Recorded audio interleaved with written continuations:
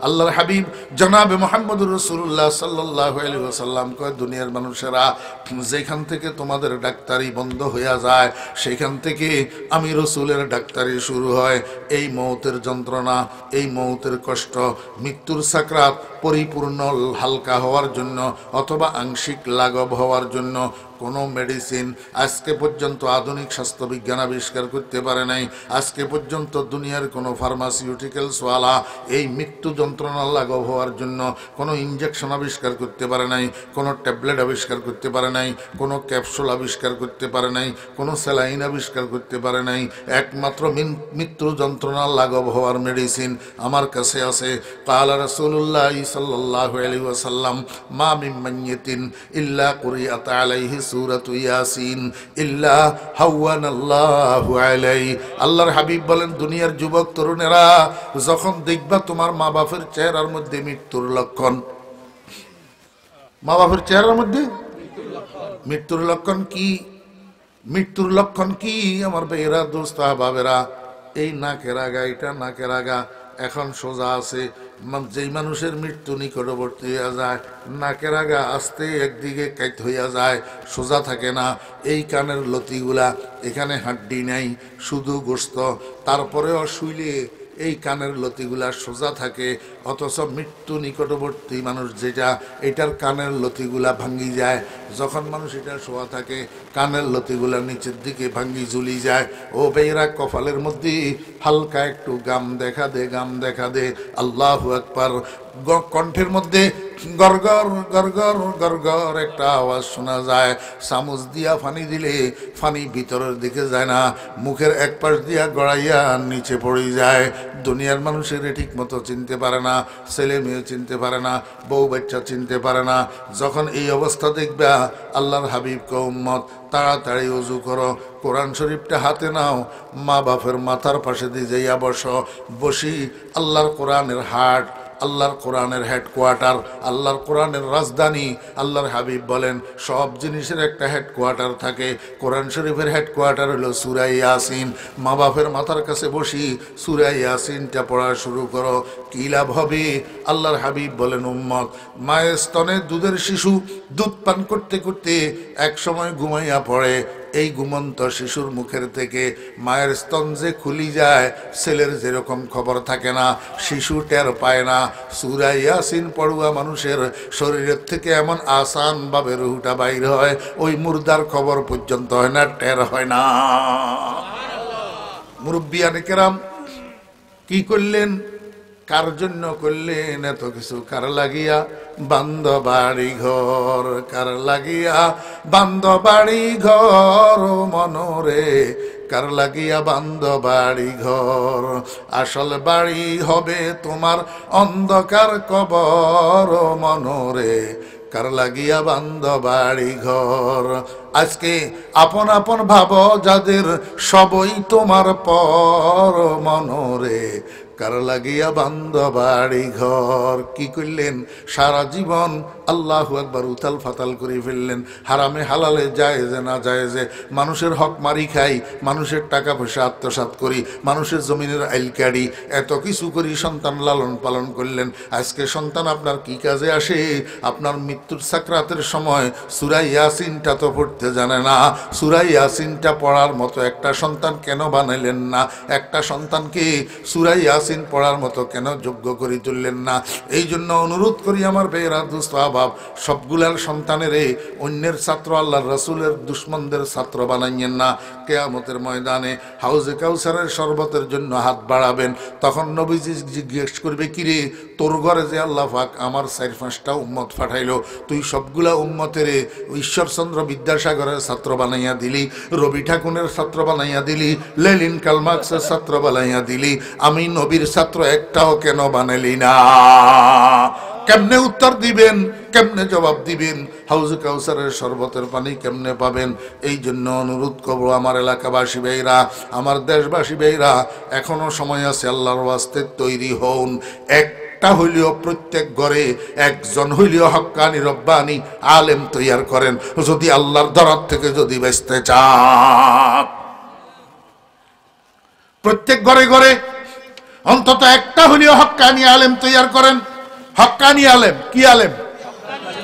মাদ্রাসায় পড়ার নাম আলেম হওয়া নয়, মাদ্রাসায় পড়ার নাম আলেম হওয়া নয়। মনে কষ্ট গেলে আমাকে মাফ করে দিবেন, আমি মাদ্রাসায় পড়লাম মাথায় টুপি দেই না, আমি মাদ্রাসায় পড়লাম দাড়িগুলা ছাঁচি, আমি মাদ্রাসায় পড়লাম শার্ট প্যান্ট পরিধান করলাম, আমি মাদ্রাসায় পড়লাম ঠিক মতো নামাজ পড়ি না, আমি মাদ্রাসায় পড়লাম রাত্র দিন টেলিভিশনের মধ্যে ডুবি থাকি, গান বাজনা নিয়ে পড়ে থাকি, আমি মাদ্রাসায় পড়লাম দুনিয়ার সমস্ত দুনিয়াদার ফোলাফাইনের লগে আমার আড্ডা, আমার ঠিকানা। অদস্ত এই মাদ্রাসায় পড়ার কোনো মূল্য নাই। এই মাদ্রাসায় পড়া মানি জাগতিক জ্ঞান অর্জন করা, এই মাদ্রাসায় পড়া আলেম হওয়া নয়।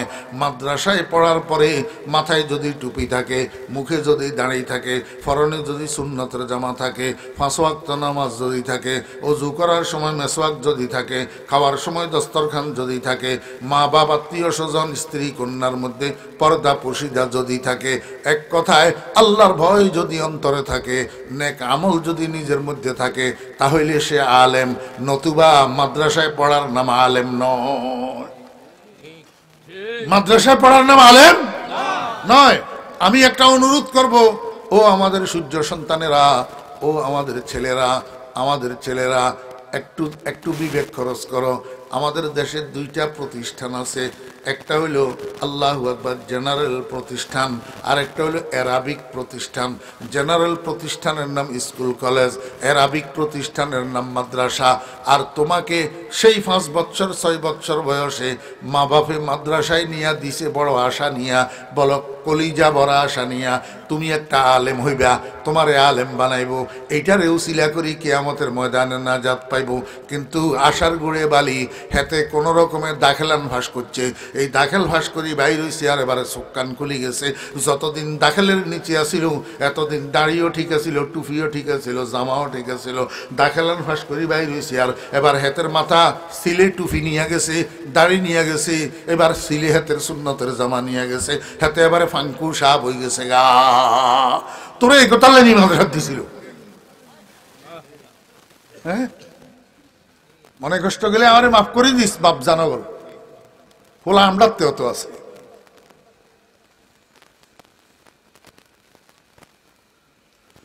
আল্লাহু আকবার। আউযু বিল্লাহি মিনাশ শাইতানির রাজিম। বিসমিল্লাহির রহমানির রহিম। ইয়াসিন ওয়াল কুরআনিল হাকীম।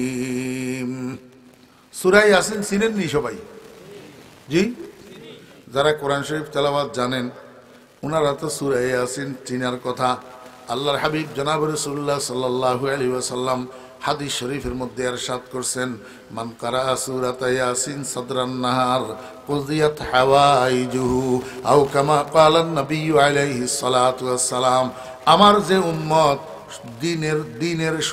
দিনের শুরুতে সূরা ইয়াসিনটা পাঠ করবে, সারা দিন তার যত প্রয়োজন, তার যত হাজত, তার যত সমস্যা, তার যত জরুরত, সবগুলা আল্লাহ পাক আপন কুদরতে সমাধা করে দিবে।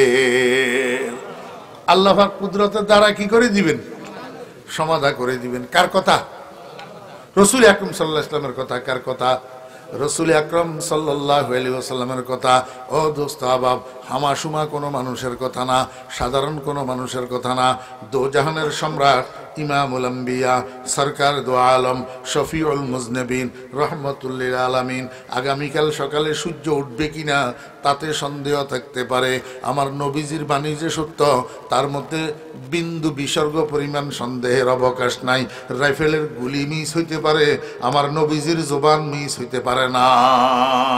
আল্লাহু আকবার। সকালবেলায় সূরা ইয়াসিন তেলাওয়াত করে ঘর থেকে বাইর হবেন। প্রতিদিন সকালবেলায় ঘর থেকে বাইর হওয়ার আগে সূরা ইয়াসিনটা তেলাওয়াত করে নেবেন।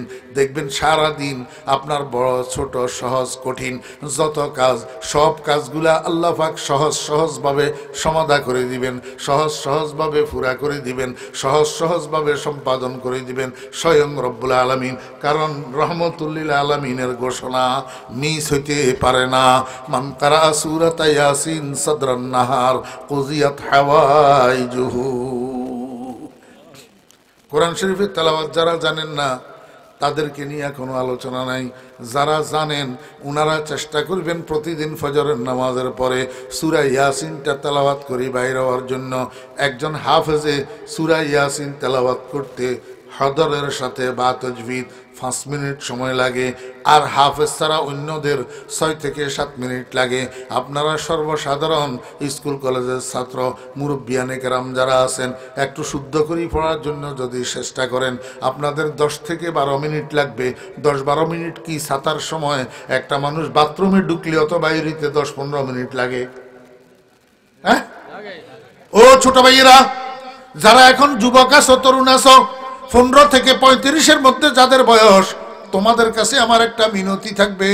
দুনিয়াতে কত কিছু শিখলা, কত কিছু জানলা, একটা জিনিস কেন জানো না? সেটা হলো কোরআনে কারিমের তেলাওয়াত। এরে কোরআন শরীফ বিশ্ব মুসলিমের একমাত্র ফৌজি গ্রন্থ। কোরআন শরীফ বিশ্ব মুসলিমের একমাত্র ফৌজি গ্রন্থ। গোটা বিশ্বের মধ্যে এমন কোনো পুস্তক নাই যেই পুস্তক না বুঝি শুধু রিডিং পড়লে লাভ হয়, এমন কোনো গ্রন্থ নাই। একমাত্র কোরআন শরীফ যেটা না বুঝি রিডিং পড়লে লাভ হয়। না বুঝি রিডিং পড়লে কি হয়? লাভ হয়। আমাদের সূর্য সন্তানেরা 15 থেকে 35-এর মধ্যে, এই 20 বছর বয়সের মধ্যে বর্তমানে যারা জীবন যাপন করছো, আমি তোমাদেরকে একটা অনুরোধ করব, কোরআন শরীফটা শিখো, কোরআন শরীফের তেলাওয়াতটা শিখো। কেমনে শিখবা? আল্লাহু আকবার। এই একটা তালেবে ইলম যে বিশুদ্ধ কোরআন তেলাওয়াত জানে, অথবা একজন আলেম যিনি বিশুদ্ধ কোরআন তেলাওয়াত জানে, ও ভাইয়েরা, এই মারকাজুল উলুম মাদ্রাসার শিক্ষকেরা আছে, উপরের ক্লাসের ছাত্র যারা আছে, বিশুদ্ধ কোরআন তেলাওয়াত করে, এমন একটার সাথে তুমি কন্ট্যাক্ট করো। কেমনে কন্ট্যাক্ট করবা? কইবা, হুজুর আমি প্রতিদিন 8টার সময় বাসা থেকে বাইর হই, আপনি প্রতিদিন 7টার সময় আমার বাসায় আসবেন, অথবা আমি আপনার কাছে মসজিদের মধ্যে আসব, আপনি প্রতিদিন 1 ঘন্টা আমারে একটু কোরআন শরীফের তেলাওয়াত শিখাইবেন, আমি মাসে 1000 টাকা আপনাকে হাদিয়া দেব চা খাওয়ার জন্য, 500 টাকা আপনাকে হাদিয়া দেব চা খাওয়ার জন্য। এভাবে একটা কন্ট্যাক্ট করে নেবেন। আমি আপনাকে কনফার্মেশন দিতেছি, যদি একজন ছাত্র একজন উস্তাদ হয়, অন্তত ম্যাক্সিমাম 3 মাসের বেশি সময় লাগবে না। এই 3 মাসের মধ্যে একজন ওস্তাদের কাছে আপনি একজন ছাত্র কোরআন শরীফের তেলাওয়াত বিশুদ্ধভাবে শিখে নিতে পারবেন। মাসে 1000 টাকা করে দিলে 3000 টাকা খরচ হবে, মাসে 500 টাকা করে দিলে 1500 টাকা খরচ হবে।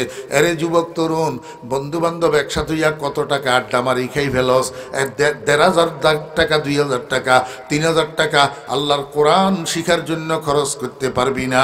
এরে কোরআন শরীফ এমন এক জিনিস, এটা 70 বছর বয়সেও শিখা যায়। ওয়ালাকাদ ইয়াসসারনাল কোরআন লিযিকর ফাহাল মিন মুদ্দাকির। 70 বছর বয়সেও কোরআনের তেলাওয়াত শিখা যায়। অন্য যত জ্ঞান আছে এটা বয়স বাড়ি গেলে, মুখ শক্ত হয়ে গেলে পারা যায় না, কিন্তু 70 বছর বয়সেও কোরআন শিখা যায়।